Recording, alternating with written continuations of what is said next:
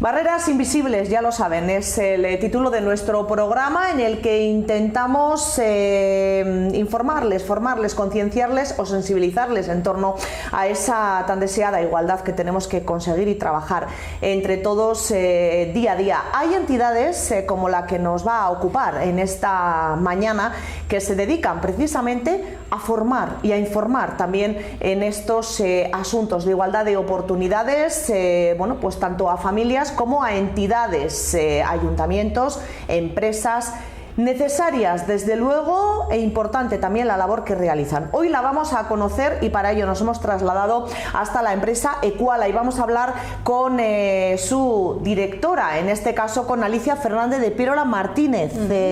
Buenos días, Alicia. Hola, buenos días, Jaione. Bueno, importante la labor que realizáis. Oímos hablar mucho de planes de igualdad, oímos hablar mucho de igualdad de oportunidades, pero todo esto tiene unas leyes y tiene una historia detrás que entiendo que tiene que haber consultoras, empresas como la vuestra que de alguna manera nos formen y nos informen al resto de ciudadanos ya en general. ¿Este es el objetivo de Equala? Sí. Equala surge hace 20 años como una consultora en igualdad de oportunidades entre hombres y mujeres. Surge de un proyecto personal. En mi caso me formé y trabajé en igualdad en Madrid, en esta materia, y a mi vuelta sí que quería crear un proyecto en este tema, pero que no fuera tanto desde el ámbito público ni desde el ámbito asociativo, sino que fuera desde el sector profesional, desde la consultoría. Por eso fuimos la primera consultora en Navarra en esta materia hace 20 años. ¿Cómo ha evolucionado? Porque claro, fíjate, hablamos de hace 20 años y hoy estamos hablando todavía del trabajo que nos queda por hacer. Sí. Hace 20 años seríais pioneros, ¿no? En realidad, el camino nos lo ha ido marcando la Unión Europea en materia de igualdad, como en otras materias, medio ambiente, etcétera. Entonces, por ejemplo, los ayuntamientos comenzaron en Navarra en los años 90, en otros lugares años 80, pero aquí años 90. Entonces han pasado 30 años desde que se empezó a trabajar desde el ámbito local en esta materia. En nuestro caso llevamos 20 años. Empezamos trabajando con empresas, cuando los planes de igualdad eran voluntarios. Por lo tanto, las acciones no tenían ese calado, esa envergadura que tienen hoy en día, que son obligatorias y que miran más hacia aspectos de igualdad salarial, no tolerar acoso sexual, acoso por razón de sexo, cuestiones que son graves. En las empresas es importante, porque vosotros trabajáis los planes de igualdad, ayudáis a realizar planes de igualdad a ayuntamientos y a empresas, pero ¿esto hasta qué punto es obligatorio por ley? En el caso de las empresas, a partir de 50 personas en plantilla, desde el pasado 8 de marzo, todas tienen una obligación de tener un plan de igualdad. Bonita fecha, ¿no? Bueno, 7 de marzo, 8 de marzo, sí. Efectivamente, coincidió. Va coincidiendo los 3 últimos años la obligación para empresas según el número. Y lo que decía... Sí, a partir de 50 trabajadores no es obligatorio. A partir de 50 personas es obligatorio. Y en Navarra aproximadamente 500 empresas tienen esta obligación en estos momentos. ¿Qué recoge un plan de igualdad? En realidad un plan de igualdad tiene 3 fases. La primera es la puesta en marcha, que es la conformación de una comisión que va a negociar y que va a aprobar el plan de igualdad. La segunda fase es un diagnóstico, detectar, analizar todas las desigualdades que hay en diferentes áreas, y la tercera fase es el diseño del plan de igualdad, con las medidas que necesita esa empresa para ir eliminando, reduciendo las brechas de género, que son las que hemos identificado en el diagnóstico. Hacemos un plan de igualdad para reducir y eliminar estas brechas. Y luego ayudáis también, Alicia, a resolver los problemas que puedan surgir, ¿no? Hablamos de acoso laboral, por ejemplo, una empresa que se encuentre con una denuncia, ¿no? Con un caso de acoso, claro, no es fácil saber gestionar eso. Dentro del plan de igualdad, dentro del diagnóstico, una de las cuestiones que analizamos es cómo está la empresa en materia de acoso sexual y acoso por razón de sexo, e incluimos algunas medidas. Las empresas tienen una obligación de tener un protocolo de prevención y actuación en materia de acoso sexual por razón de sexo desde el 2007. Las empresas que no lo tienen, porque también esa es la realidad, lo elaboramos, es muy importante.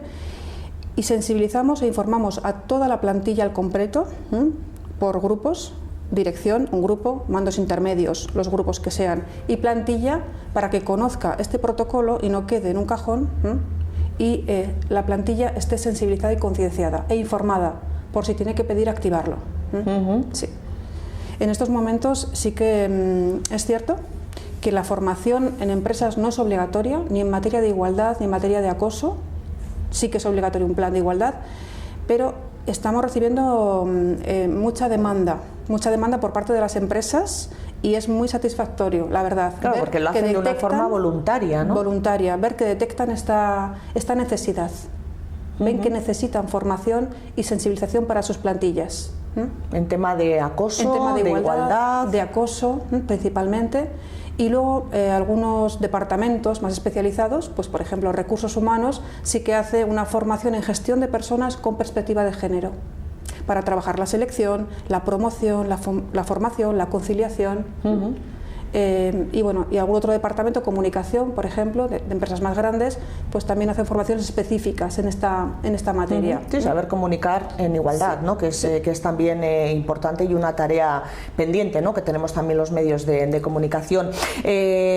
Formación, sensibilización, planes de igualdad, también en los ayuntamientos. También los importante, ayuntamientos. ¿no? Hubo una temporada, Alicia, hace unos años, no puedo decir cuántos, ¿no? Ahora mismo yo con el tiempo soy fatal, que hubo muchos ayuntamientos, por lo menos en nuestra comarca, que contrataron agentes de igualdad y de repente aquello desapareció. Se oía hablar poco de planes de igualdad, se oía hablar poco de agentes de igualdad, pero ese trabajo con empresas externas como la vuestra ha continuado, ¿no? Y seguís trabajando en los ayuntamientos. Los primeros planes de igualdad, bueno, hemos hablado antes que las primeras políticas de igualdad en lo local fueron en los años 90, algunos ayuntamientos más pequeños o medianos fue en los años 2000, y sí que es cierto que hubo unos primeros planes de igualdad en ese tipo de entidades, pero sí, también es cierto que no había personal técnico que apoyara su desarrollo, su implementación, y esto lógicamente pues era un problema y a veces era difícil cumplirlos. Después sí que ha llegado otro momento, pues ayuntamientos que tenían un primer plan de igualdad, unos años no trabajaron en esa materia y ahora han vuelto pues, con un segundo plan o con un tercero. Bueno, sí que es cierto que ven que es necesario seguir trabajando la igualdad en los ayuntamientos. Son planes de igualdad para la población, son externos. Algunos también están elaborando los internos, porque hay cierta obligación para su propia plantilla. Entonces, los planes de igualdad externos sí que facilitan el ir trabajando en todas las áreas del ayuntamiento, en deportes, en cultura, el contar con una serie de medidas para avanzar en igualdad. Son necesarios. También es verdad que muchas veces el peso del trabajo en igualdad se lleva a cabo por una sola persona, que suele ser una concejala de igualdad, en muchos casos, y que bueno, a veces es un trabajo en solitario, que necesitaría más apoyo por parte de otras concejalas y concejales del ayuntamiento. No es cuestión de recursos económicos el problema. Es de interés, ¿no? Más bien. Porque esto es un tema transversal. Quiero decir, hay una un concejal, que generalmente suele ser concejala, de igualdad, pero al final la igualdad, dentro de lo que son los planes de igualdad, se tengan o no se tengan, hay que trasladarla a todas las áreas, con lo cual es un trabajo transversal, ¿no? Sí que es cierto, la igualdad debería atravesar todas las áreas. Deportes, cultura, industria, agricultura, pero no hay una obligación. Y esto es un problema, no hay una obligación. Podemos encontrar que tenemos un plan de igualdad, pero ¿hasta qué punto es obligatorio? Aunque esté aprobado por el Pleno. Debería haber algún mecanismo que obligue de alguna forma a que la transversalidad se cumpla. Sea real, ¿no? Y sea real. Sí, porque nosotros, por lo menos el caso que conocemos, es verdad que las concejalas que tenemos de igualdad hacen un trabajo increíble, pero claro, la mayoría de los casos, salvo honrosas excepciones, en soledad. Y bueno, y también a mí me da un poquito la sensación como que es lo que solemos denominar una de las Marías, ¿no? de las concejalías, ¿no? Que se deja como un poquito ahí. Sí, está muy bien tener una concejalía de igualdad, pero lo que dices, a la hora de remar todos a una, la soledad es importante. Sí que es cierto que nos encontramos, yo creo que en todos los ayuntamientos, con personas que están muy concienciadas, tanto a nivel político como técnico, como personas contratadas, y son las personas que animan a realizar formación, sensibilización, pero de nuevo no es una formación obligatoria, lo mismo para el personal político o contratado, y yo creo que hay que pasar por la formación, por las 2 horas, 3 horas, 4 horas, lo que se organice, y que todas las personas la reciban a nivel de concienciación y sensibilización básica, para luego poder avanzar, para realmente conocer de qué se trata. Porque nos ocurre, bueno, pues en las empresas ocurría también antes, no se sabía de qué trataba la igualdad. Cuando hablábamos de incorporar la igualdad en las empresas, en las organizaciones, bueno, existen unos sesgos sobre qué espero de la igualdad o qué creo que se trabaja en igualdad y que no son reales. Hablando de empresas, otra vez hablamos de sueldos también, ¿no? Hemos hablado de acoso en el tema de igualdad, pero muchas veces llega esa queja, ¿no? de las trabajadoras, sobre todo, bueno, hace poquito además veíamos en medios de comunicación una sentencia, ¿no? A favor de una trabajadora que, haciendo el mismo trabajo que un hombre, estaba cobrando menos, ¿no? Que esto se sigue viendo. Sí, entre todas las desigualdades que se pueden dar en la empresa, lo que hablábamos de las brechas que trabajamos para identificarlas, reducirlas, eliminarlas, bueno, las más importantes son las relacionadas con el acoso sexual, acoso por razón de sexo, y la desigualdad salarial. La desigualdad salarial tiene una parte que es estructural y tiene que ver con trabajos de mujeres y hombres que tienen diferente valoración económica de base, y que tendrán que hacer las modificaciones los respectivos convenios. Por tanto, son cuestiones que va a ser más difícil modificarlas, porque hay una diferente valoración según el trabajo ha sido históricamente desempeñado por mujeres o por hombres. ¿De qué porcentaje? ¿Sabemos de qué porcentaje podemos estar hablando ahí de esa desigualdad de salarios? Esa concreta por este tema estructural. Por ese tema estructural no lo sabemos, pero sí que sabemos que de la brecha salarial que tenemos en estos momentos en Navarra y en otras comunidades, si elimináramos la parcialidad del trabajo de las mujeres, es decir, si todas las mujeres tuvieran trabajo a jornada completa durante todo el año, la brecha disminuiría a la mitad.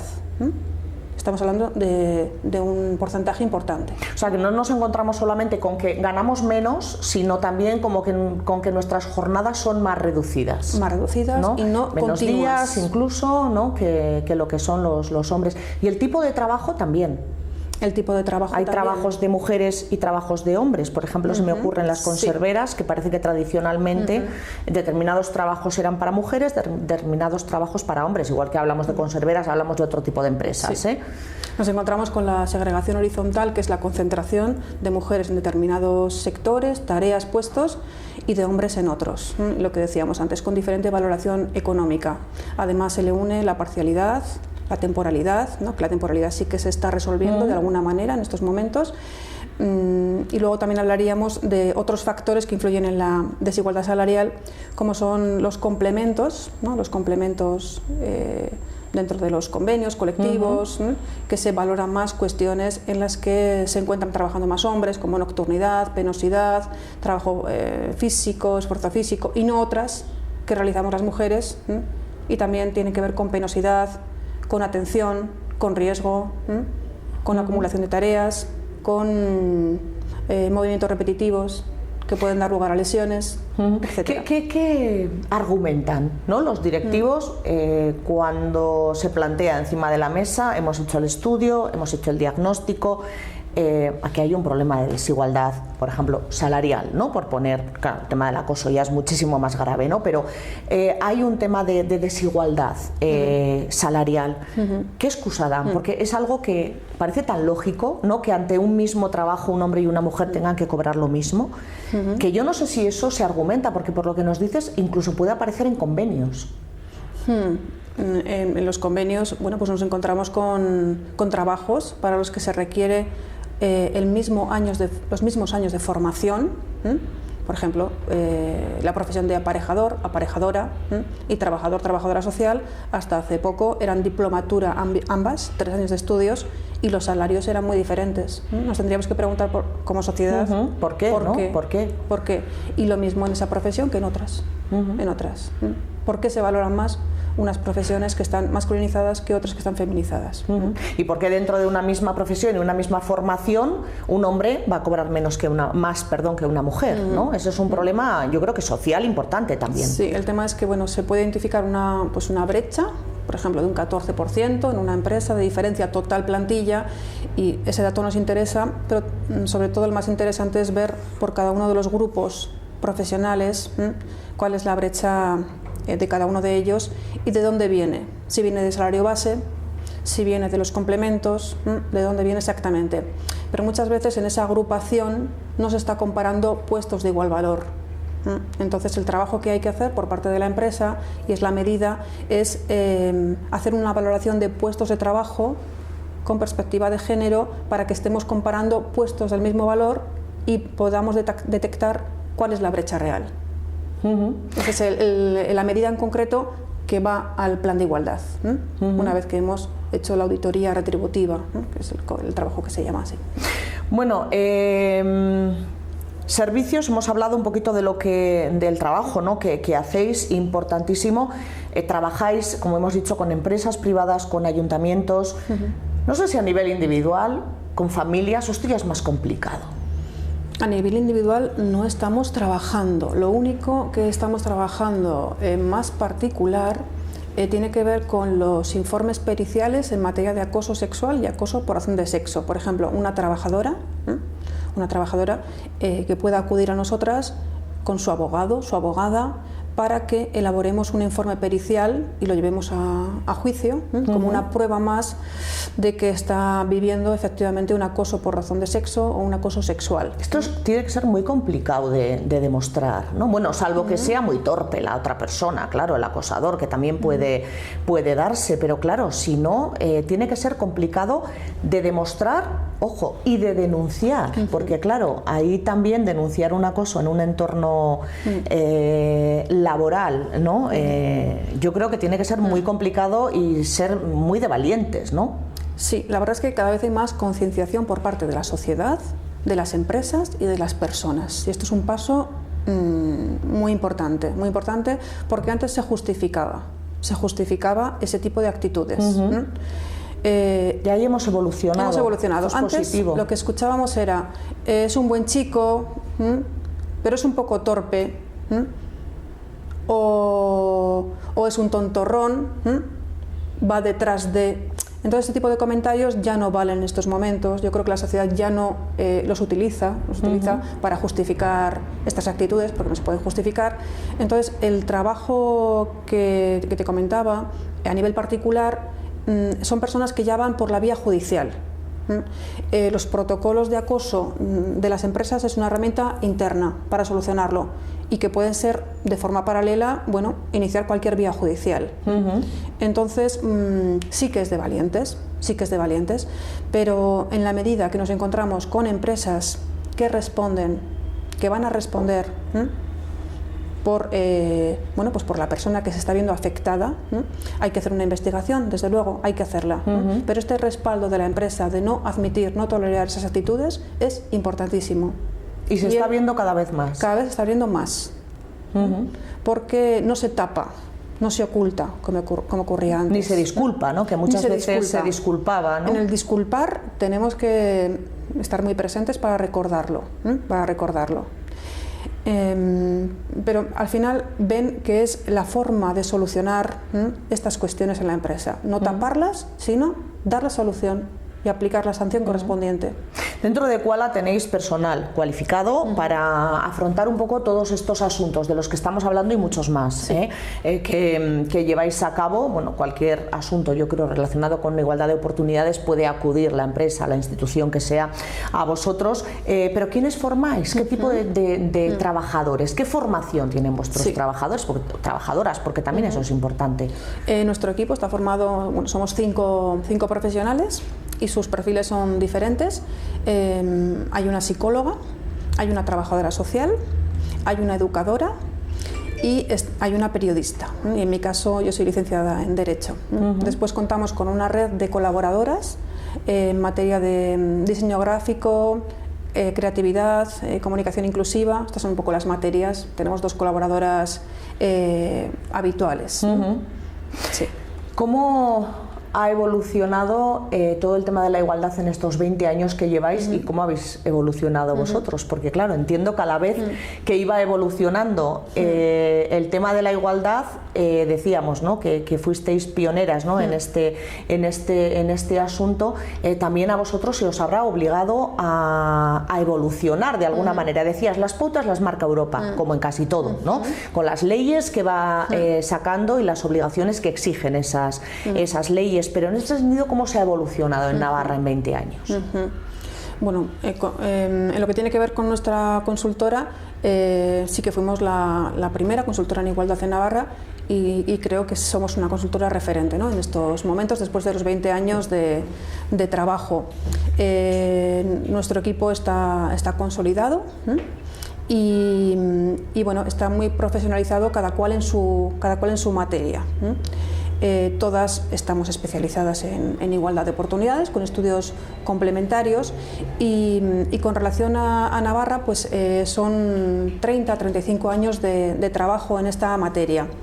Ha sido fundamental, como en otras comunidades, la normativa a nivel estatal, porque se vio que la Ley de Igualdad del 2007 no fue suficiente, no tuvo una repercusión importante, especialmente en 2 materias. Una hemos hablado antes y era igualdad salarial, y la otra era la conciliación corresponsable. Se vio que las medidas de conciliación las seguían tomando principalmente las mujeres, por lo tanto se había avanzado en ampliar las medidas de conciliación, los permisos de maternidad, las reducciones de jornada, excedencias que finalmente se acogían ahí a las mujeres, pero no se había avanzado en corresponsabilidad de los hombres. Por lo tanto, la normativa que comenzó a aprobarse más tarde, sí que empezó a obligar en alguna serie de cuestiones, como son los permisos de conciliación, ¿no?, que ahora son más igualitarios, y también en otras cuestiones que afectaban a las empresas, para reducir la desigualdad salarial, especialmente, y en materia de acoso sexual. Claro, hemos hablado de acoso sexual, de desigualdad económica, temas muy importantes, porque nos faltaba esa tercera pata que has nombrado tú ahora, Alicia, que es la conciliación. Claro, hablando de temas laborales, de planes de igualdad de empresa, también es un asunto desde luego importantísimo. ¿Qué retos os marcáis para dentro de 20 años? Porque vosotros que vais un poquito por delante de los demás, ¿no?, en todos los temas de igualdad, un poco los retos que os marquéis, desde cuál pueden ser aquellos retos a los que vamos a tener que enfrentarnos también los ciudadanos, ¿no? Sí, la verdad es que sabemos que vamos a tener que trabajar mucho con las empresas, acompañarlas y asesorarlas. ¿En qué? En poner en práctica los planes de igualdad, en seguir formando, en seguir sensibilizando. Y lo vamos a hacer con mucho gusto, porque al final, cuando comenzamos un proyecto con una empresa, elaboramos un plan, queremos continuar y ver cuál es la evolución de esa empresa y de esa plantilla y de las personas con las que trabajamos. Ese sería uno de los retos. Otro sería continuar trabajando en convivencia intercultural y migraciones. La población navarra se acerca en estos momentos a un 17% de personas migrantes, por lo tanto es algo que tenemos que trabajar con profundidad, convivencia intercultural y migraciones. Y bueno, un tercer reto o un ámbito de trabajo en el que estamos ya comenzando es en diversidad sexual, LGTBI+. Estamos comenzando con los primeros diagnósticos, más allá de los actos que se celebraban en el mes de junio, ¿no?, el 28J. Hoy, por ejemplo, es el Día de la Desigualdad Lésbica, que es un día también que hay que recordar, visibilizar. Y bueno, pues ahí seguiremos trabajando. 2 compañeras se están además formando con un máster en esta materia. Y Esos serían los retos principales. Fíjate que parece que en igualdad hay que seguir trabajando y luchando por conseguir la igualdad y que no hay novedades, pero surgen novedades y surgen necesidades, desde luego día a día, y es importante, yo creo que para entidades municipales como ayuntamientos, asociaciones, en fin, y también para las empresas, contar con consultoras, ¿no? que podáis orientarles, ¿no? en todo lo que necesiten en torno a la igualdad. Alicia Fernández de Pierola, muchísimas gracias por habernos abierto las puertas de Equala, y muchas gracias también por habernos bueno, pues puesto ahí, ¿no? sobre el mapa cómo está esa situación de la igualdad de oportunidades en Navarra. A seguir trabajando, que falta nos va a hacer, tenéis ahí 2 retos importantes, 3, pero sobre todo los 2 segundos, el segundo y el tercero, más que importantes, interesantes y novedosos. Muchísimas gracias. Gracias, Jayone, por difundir y por acompañarnos. Gracias.